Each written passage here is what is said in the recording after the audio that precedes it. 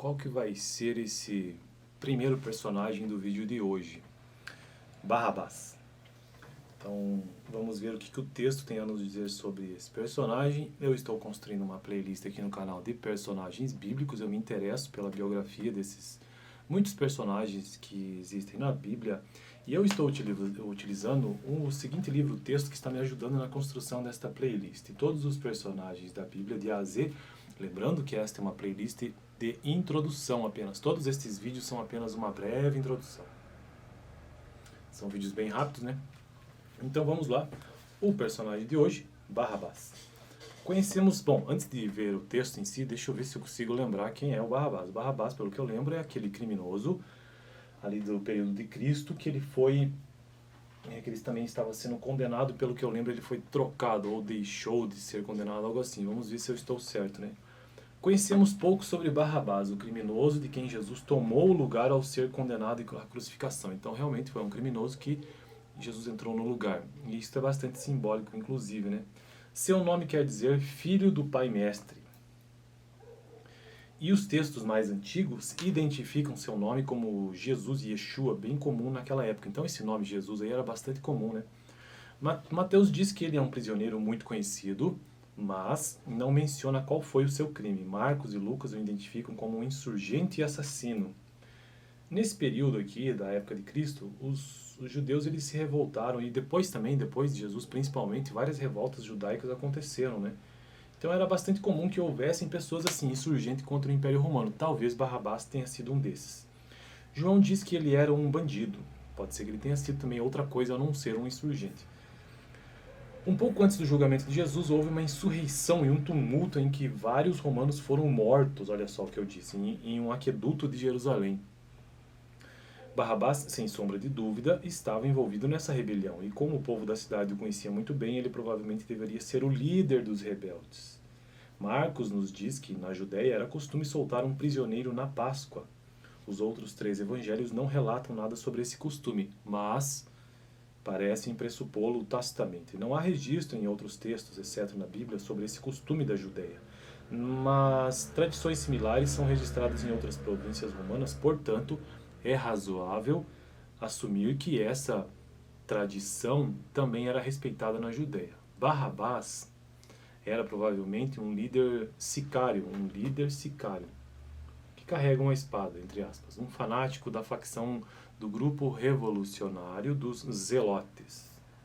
Então ele possivelmente era um zelote, bastante radical e contra os romanos. Muitos judeus o consideravam um herói, não um criminoso. Portanto, não foi difícil encontrar vozes para clamar por sua libertação naquela escolha entre Jesus e Barrabás. Alguns estudiosos acreditam que os 2 criminosos crucificados com Jesus eram associados a Barrabás, porque Pilatos preparava 3 cruzes.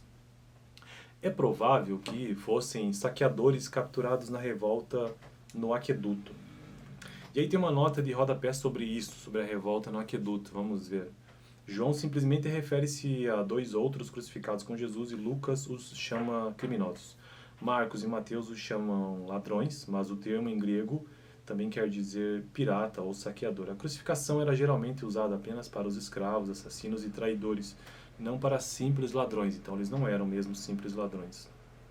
Furto ou roubo assim seriam em geral punidos com açoitamentos, e essas punições com muita frequência ocasionavam a morte do ofensor. A insurreição, no entanto, era igualada à traição.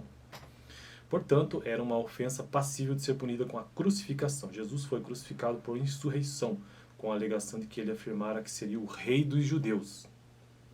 Então, Jesus foi também, então, condenado por insurreição, no caso dos romanos. Para os romanos, isso representava um desafio à autoridade do imperador e, por conseguinte, uma insurreição, Jesus como rei dos judeus. Embora os evangelhos sejam razoavelmente gentis com Pilatos, politicamente era sábio fazer isso, ele era, na verdade, uma pessoa detestável, segundo esse texto aqui. Assim, a oferta para libertar Jesus, uma forma de provocar os judeus, teria sido algo muito consistente com o desprezo que sentia por esse povo. Ele odiava os judeus, especialmente Caifás, que o procurara para que ele executasse Jesus. Ele ofereceu Barrabás, filho do pai, no lugar de Jesus de Nazaré. que afirmava ser filho do Pai Celestial. Essa coincidência seria algo que instigaria a crueldade e o senso de ironia de Pilatos. Não há registro de que aconteceu com Barrabás após a sua libertação. Houve muitas insurreições em Jerusalém nos anos seguintes, e é provável que ele tenha, como eu já disse no início do vídeo, realmente as guerras judaicas foram muitas nesse período de Jesus até 200 anos depois. É provável que ele tenha sido morto em uma delas, ou quem sabe foi preso e executado. Então essa aí é a breve história introdutória sobre Barrabás, aquele cara que foi substituído, né? Estava para ser condenado e Jesus entrou no lugar. O que quer dizer muito também, inclusive, sobre a própria ideia do cristianismo, né? De Jesus entrando no lugar de outras pessoas. Fico por aqui, no próximo vídeo vamos ver a história de Bartimeu. Dá uma olhada no vídeo anterior, caso você tenha interesse, sobre a história de Barnabé, parte 2, né? Porque eu tive que dividir em duas partes, a história dele é longa. Um dos companheiros aí do apóstolo Paulo. Fico por aqui, valeu.